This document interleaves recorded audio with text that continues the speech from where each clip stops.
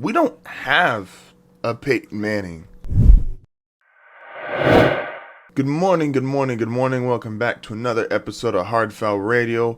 Glad to be back with you guys. We are back from our week hiatus. Appreciate you for spending some time here with me today. This is the show that values time, so let's not waste any. Obviously, as we transition a lot more into the NFL season, I always like to make a habit of it each year of looking at the Hall of Fame class and then reflecting on who they are and what they did, and then going forward heading into this season. So this was a very strong Hall of Fame class.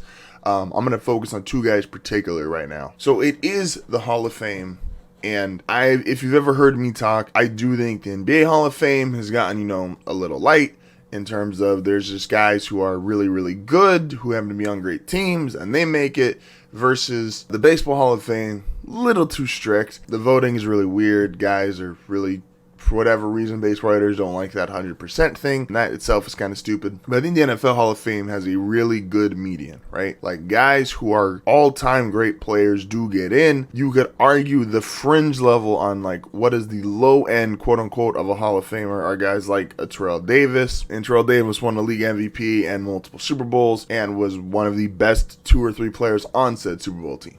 The two guys I want to focus on, though, are Peyton Manning and Calvin Johnson. We don't have another Peyton Manning or Calvin Johnson right now. For all the talk about, and as great, obviously, as Tom is, as great as Drew Brees was, who just retired, Rivers, Roethlisberger, take whoever these guys are that you want to say the best quarterbacks in the league, Russell Wilson, Aaron Rodgers. We don't have a Peyton Manning. What was so unique about Peyton is, even from a fan's perspective, and I always tell you guys, I'm not an X's and O guy, so I don't know every single X's and O's and every single Y route and every single little thing that they do here and there, but you can see certain things as a fan. And as a fan, whenever you watch the Colts or later in his career with the Broncos, it looked like Peyton was his own offensive coordinator. Not calling a play here and there, not running a no-huddle offense, even though he is revolutionary in that as well. Not just being able to, take control of a game in the fourth quarter. Peyton Manning felt like from the start of the game to the end of the game,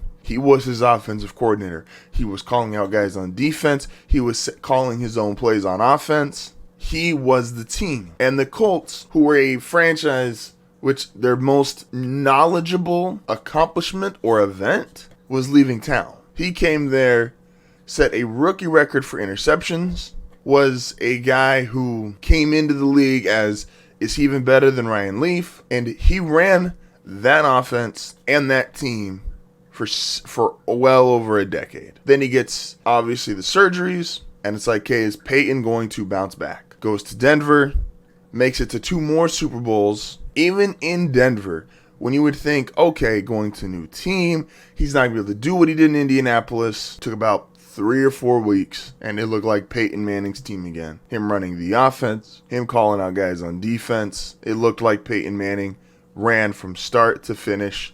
He ran everything, and there was no other quarterback before him, since him, currently. No one did it like Peyton Manning. Now, he played side by side with Tom Brady, and so there's always going to be the winning argument against him in some degree because he played alongside the greatest winner we've ever seen. But the way Peyton controlled an offense, never before seen. The other guy is Calvin Johnson, who I'm on the record of saying is one of the 3 greatest receivers ever. I think he is just a hair above T.O., but I think it's him, I think it's Jerry Rice, and it's Randy Moss. Now, I'm not going to argue with you in terms of what you want to consider positioning, but those are my top 3. My biggest reason for why those are my top 3, and the picture's floating around a bunch this weekend during his Hall of Fame speech, and obviously with his enshrinement, guys just didn't cover other players like they covered Calvin Johnson. There's the picture that was floating around the whole time of him, and it's during the Saints game where they had a punt formation.